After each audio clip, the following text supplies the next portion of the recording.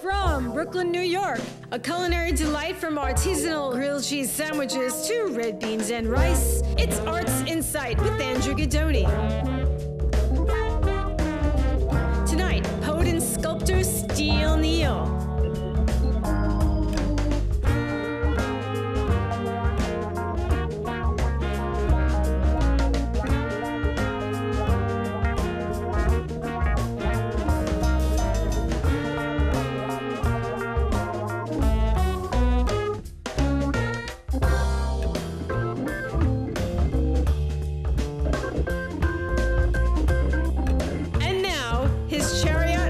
The B-54 bus, that is Andrew Guidoni.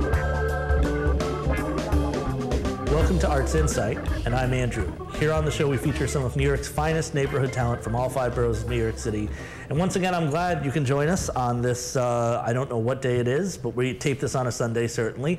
Liz, how are you? I'm doing great. Andrew, how are you? I'm doing okay. You know, a thing came to mind where people have been watching Arts Insight, and they want some sort of an idea of how people are inspired. How do you make television? How do you do this? How did you come through with making this show? I'm happy to answer that question, Liz. I came up with the show because if you're like me and you have friends, and mind you, I don't have too many, quality over quantity, mind you. When we get older, we can be selective about this sort of thing. You have friends who are in the arts, who perform their hearts out. You promise to them, I'm going to come to your gallery show, I swear. I'm going to come to your art exhibit. I'll come to your dance performance. I'll come to your movie opening. I'll come to your one-man, one-woman show, what have you. The fact is, being we live busy lives, we don't always have the time to do that. And I thought, why not invite these friends on a show as a community service so I don't have to feel guilty about not attending your little gallery opening. I mean, you know, your gallery opening. But the Sunday thing, no. That's basically it, Liz. That's beautiful. Andrew. Making a venue so that they come to me as opposed to me come to them. That's a little selfish, mind you. It's great. It's a show for the 99% that's not like on major television. Right. It's the 99% of entertainers and artists, and those with or without names, some gaining notoriety, some gaining fame, some with none at all. Mm-hmm. We have a place for them, and we call it Arts Insight. Really, it's the showcase neighborhood talent. That's true. But we have had on some big people. Well, that's only because we gain inspiration from them, and we want ratings. Right. So we want ratings. Who would deny us that? I think you'll find that today's guest certainly is someone who, while might not be raking in the ratings, is someone who should definitely be noticed. Our guest tonight is a West Village poet who's also a sculptor, performance artist, writer, and ironworker. Yes, an ironworker. He's been seen at the New York Fringe Festival, Madison Square Garden, the Figment Festival at Governor's Island, and at Burning Man, the world-famous Burning Man. I think you dressed as a cockatiel during one of those Burning Mans. Yeah. So, but that's just, you know, anyway, I won't bring that up. He pursued training as an ironworker for the local union to rebuild the World Trade Center site for the past decade. His poetry revolves around the sign of the times, including fiscal drama and survival. He's best known for his half-ton anatomic sculpture of the human form. That's 3 times the size of a human form, known as the agony of man. It's a pleasure to have him here. Please welcome to the show, Steel Neal. Okay, here's a poem I wrote. I'm doing the new age thing, reading it off of Facebook on my iPhone. It's not really my iPhone, but it's called Money Maggots. Walking through the fall of our worldly wilderness, grasses that were greener are now molting to a mess. As leaves begin to turn, from vibrancy they fade. When brittle branches burn, the tender notes are played. This paper trail of trash has returned again to pulp. Our current sea of cash shall swallow us in gulps. The timber of the trees resound of former might. Now decaying with disease, the birds have taken flight. With our nest eggs left to rot in the loam of unknown weeds, yes, for many it's the lot on which the money maggots feed. Thank you. This poem is titled, Succumbed by the Persiflage. Do you think the system works? Medical, dental, and other perks? Social Security, so we can relax, save for tomorrow with today's tax. But when today is hard enough, just getting by with lesser stuff, the game, it's starting to get rough. We place the bet and call your bluff. Your politics can't save you now. The people, they'll get through somehow. There's strength in numbers, don't you know? You're used to watching numbers grow. Those power plants with industries that flower filth and bloom disease and pollinate with poison dust. Oblivion blossoms in the rust. A bouquet of decay and a wreath of death. Aroma of ruin floats thick on their breath. Succumbed by the persiflage of political prose, the lingo of lawyers and all those talk shows. They tell us the way the world is today, bloodshed and hunger and death on display. Is this what we want? Is this the way? What more can we do? What more can we say? Okay. This poem I wrote one night after a lot of good times. It was St. Patrick's Eve, actually. And I often say, I didn't really write it, you know, kind of just came through me. So if you have anything that it offends you about, it's not my fault, okay? I'm just a messenger. It's called God versus the Laws of Nature. You can study law. You can understand law. You can use the knowledge and practice of law to your benefit. But God can never be known, only talked about and believed in. And yet, how can one talk about and believe in God unless one truly understands God? And if that is so, then they must surely know his next move, his next miracle, his next Messiah. I don't think so. God is a symbol for what we don't understand, questions we are afraid to ask.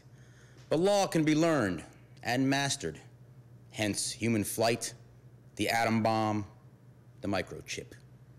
To know the laws of nature is every human being's duty. To understand them should be their goal, and to master them begins the path of omnipotence, the realm of godliness. Only in this way can God really begin to exist. Good will always overcome evil, and the truth will always prevail. That is law number one. The rest is up to you. Here's a poem that was inspired by a friend of mine. His name's James Greco, an artist in the neighborhood, Sunset Park. He said one day, "We're all just a cell of God, dude." And I said, wow, I like that. I'm gonna write a poem about it. It goes like this. In every moment, I am minute. The unsown seed, I leave my root to ride the wind and seek soft sod. I'll settle in the cell of God. A prisoner of faith with a sentence of life, a convict of truth, though guilty of strife. Condemned to a world fortified with lies. The essential fight I'm in is for a soul that never dies. Pulsing through the veins of time, healing self-inflicted wounds. Karma is my only crime. On this lonely island, I'm marooned. Mayday is my mantra. I bow my head to nod, knowing that I will be saved because I am a cell of God. An entity unto me, but part of the greater whole. Cog in the wheel of life's ordeal. This time machine must roll onward, upward, beyond this mortal coil. Never once can we go back. Our harvest must not spoil. The child divine shall spare the rod. Let's multiply and divide until we are all a cell of God. Welcome to the show, Steel Neal. Neal, thank you very much for being with us. No problem, Andrew. Thank you. Tell me a little bit about you. You're multi-talented. It's not just poetry. You are an ironworker for Local 40, and I want to talk about how that came to be. I also want to talk about your sculptures. There's many things to talk about. Were you an ironworker first, or did you do art first? What did you do? I did art first. Essentially, after 9/11, I decided that as a guy who loves metal, and have had some skill as welding or whatever, and who's a sculptor who likes to build with his hands, I was like, my patriotic duty said, go do this. Right after 9/11, I pulled my sculpture, The Agony of Man, in the Halloween parade for the third and final time, and then I signed up like a month later to help rebuild New York. I know the area Ground Zero, it's very large, you know, or the site, the World Trade Center site. What parts have you contributed to? Well, I worked first on the PATH station, like one of the first things that they built down there, and also the 1-9 line, the train system that goes right through the site. I also worked at the Tower 1 as a welder there. I worked most recently on the Memorial Zone. There's a building that's right in the middle. But then the second time I was on Tower 1 was in the Cocoon Gang, the big netting that goes around the outside of the building, and that was from, you know, the 20th floor up to the 30th for a couple of months. And that was exciting because at one point, actually the point where the building meets and then comes back out, I was on the outside of the building having to, you know, get to the netting and pull it back around, and at that point I was like, wow, this is awesome. What a great perspective on this job. And that's when I decided I should write a book about my experience rebuilding the World Trade Center and subsequently other jobs in the city like Madison Square Garden and other things. But so that's, you know, essentially still in progress. I mean, what I have is a year's worth of work, basically just my memoir. Some stuff, it could probably go through an editing process and hone down at this point. I haven't really done that, but what I'd like to do next is get some feedback from some of the other guys that have been in there, and, you know, not just about me, but the bigger picture of what the experience was like, because to me it's amazing, like what we do for our job, and it's like we're unsung heroes. You know, we love it because we're building our city. And it's like not everybody gets to do that. And not everyone gets to hear your perspective. No. Which is interesting. Last time I was on television or a TV show in the neighborhood here in Red Hook, it was the Bizarre Foods with Andrew Zimmern and Anthony Bourdain. And before I got on the show, we talked and they said, well, how are we going to tie you in? You're an artist. This is a food show. And I said, well, how about this? You know what the spork is, right? I said, I'm going to make him something like the spork, but different and better. So I made this thing called the utensil. There you go. One for you, one for you. It's a thing of beauty. This is gorgeous. This is really cool. This is a sterling silver item here. Feel free. Nice. And you know, the cost of production is it's high. It takes a lot of money. So down the line, I'd like to get it to a level where it's, you know, stainless steel, stamped, like everyday item that people can afford. This is the right-handed version, and I have a left-handed version, and you know, they go together. That's great. That's an example of industrial design, you know, from buildings to culinary utensils, and certainly your poetry and your art. I mean, there's quite a bit to enjoy. Can you tell me a little bit about The Agony of Man, the meaning, and what made you construct the influence behind what you did? I looked at a magazine, I think it was called Fabricator or something, and this is CAD design was coming into the arena of you know, fabrication. CAD is computer-aided design. So there was an image, I went with the article, of a gigantic circle being cut out of two circles, concentric circles, cut out of a very thick slab of steel. And I looked at it, and you know, I was like, it looked like a wheel had dropped that was getting cut out of this thing. So it was the wheel and the fire and the computer, and I was like, wow, that's so future primitive. And when I said that, I was like, what's that? I don't know, but I like it. So I came up with the concept of the guy who is the future primitive, the last man on Earth in a post-nuclear scenario. But as the last man on Earth, what does he do with himself? He builds this sculpture, The Agony of Man, out of whatever he found that, you know, is left of the now destroyed city of Winston, New York. And the concept is essentially that I'm from a future time, either visiting you here and now in this time, or you're visiting me in my time, and I'm telling you the story of how we destroyed ourselves because of our ego and ignorance. There is actually a skate video called Future Primitive, but you know, I came up with it on my own. I didn't really know about it, but like I told you, that's so future primitive. I got it from my own processing of seeing something visual, but it's a little bit of a, what's the word, oxymoron. And I don't want to say we're all future primitives, but it's kind of a movement, you know. Even though we're moving into the future, I feel like we're returning to a primitive mindset. And when I say primitive, I mean spiritual, and get back to the earth and grow our own food and just, you know, be human and be connected. So Seems the more we progress, perhaps we regress. And yes, but the more we actually, I guess it would be better to say, the more we evolve technologically, the more we require to be humbly return to the earth, to the divinity of our beings. because it's at the core of who we are. Yeah, we're all primitive natured. I mean, whatever, 6,000 years, 6 million years of living on the planet, it's like nothing has really changed, just our minds. Now, you know, I can get into a whole other episode topic about where we're going to go in the next, you know, after 2012, the whole Mayan calendar thing. It's not really for me to say because I don't really know, but from what I gather, we're all about to evolve into a better place because, I don't know, age of Aquarius, or we just learned from our mistakes and we just saw that, whatever, the banking system doesn't work and community is really the main thing that connects us all. And the more we remember that, the more we're, you know what namaste means? My divinity recognizes your divinity. It's I see the light in you, something like that. Yeah, something like this. I mean, those things, they don't change.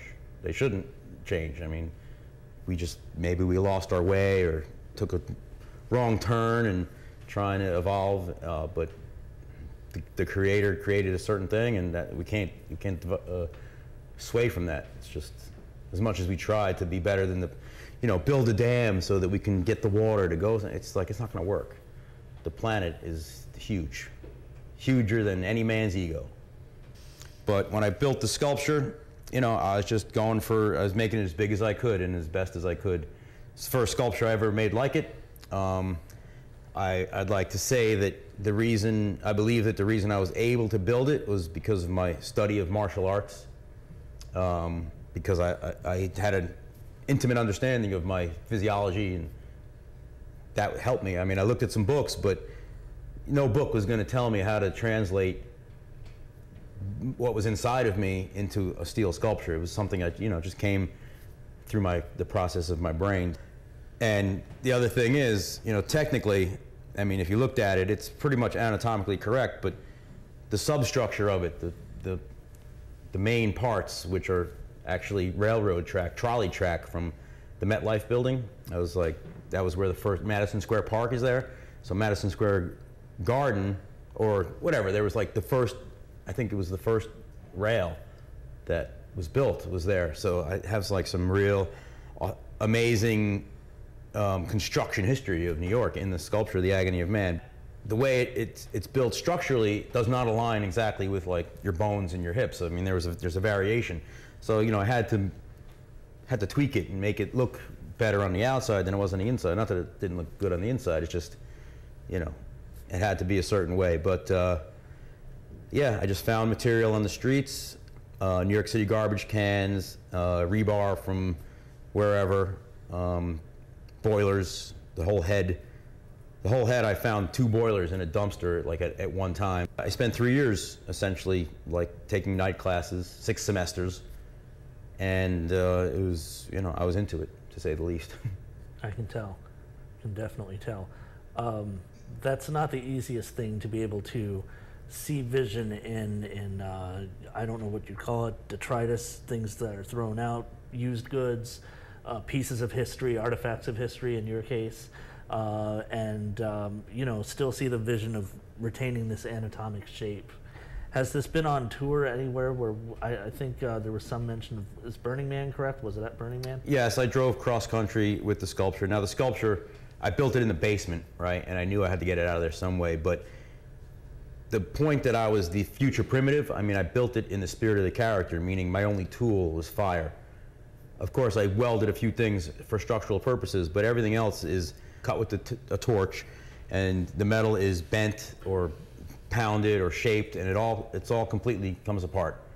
So I could pack it in a van and drive and install it somewhere else. I went to Burning Man, and from Burning Man we went to San Francisco Art Institute. Glad to hear that it's endured time. Yeah, and you know, like I said, I stopped doing it like the last month of 2001, but now that we're in 2012, it's like this is a pivotal year, and I feel like, you know, the story might be a little different. Maybe we're not so much nuclear, maybe it's more socio-political / environmental, but the crux of the thing is we could be on the verge of self-destruction. And if we do that, you know, it'd be a terrible thing. So the whole point of my story here is to be sort of a bellwether, or like hindsight is 20/20, right? So if you're looking at the situation through my eyes as the future primitive, then maybe you'll see, yeah, he's right. You know, we should really just be cool and love each other and make art and hang out. And are those sort of recurring themes in some of your poetry work as well?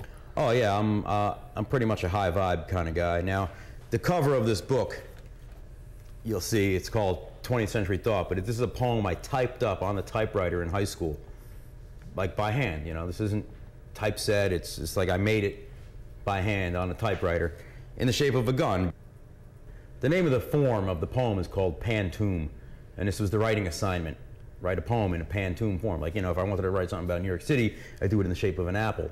But I went, you know, for a gun because I was like, gotta go for it. But you can never judge a book by its cover. So, you know, the 20th century, bunch of wars, had some wars here in this century, but you can never judge a book by its cover. So the inside is, to me, a lot of high vibe stuff, you know. I wouldn't say peace and love, but just more like we're all human, you know, and there's a lot of beauty to being a human being. And being a poet, you know, you connect with that. So I feel like a lot of my work is on the beautiful, touches on the beauty of things. Would you like to hear like a haiku or something? Sure. Let's see. Let's see what we pull up out of here. This is one of my favorite poems that I wrote. It took me actually a year to write, if you could imagine. 3 lines, take you a year to write. But it goes like this. Skeleton trees bleed buds of red. Soon a skin of green will grow, then shed. So you get the imagery, right? Yes. We're humans and we're natural and we live in a growing, dying way of life, and it's like, I don't know, I don't want to analyze my poetry. You get what you get out of it, but that to me was a great one. That's, yes, I mean, it's for readers to decide what resonates with them or which parts of it. Yes, and often, you know, people will read a poem, a haiku in specific, and they'll get totally something different than what I was expecting or what I was intending out of it, and you know, it's great. In a way, this evolution that you speak of is you are a contributor to those different facets, the way we eat, the buildings that we live in, that sort of thing, and that's interesting. You know, it's and the words that you speak, which verify truth for many. You know, and I'm very thankful that you gave us some insight into your mind and your perspective on things, be it through sculpture, through your insights on your job, your poetry, and the things that you create. So thank you very much, Neal. My pleasure. I'm happy to share. And if people want more information about what you do, they can go to your website. Once again, that is? That's Steel Neal. That's S-T-E-E-L, like the metal, N-E-A-L, like my name, NYC.com. Again, a pleasure to have you on the show. Steel Neal, everybody. Thank you. Thank you. Thank you.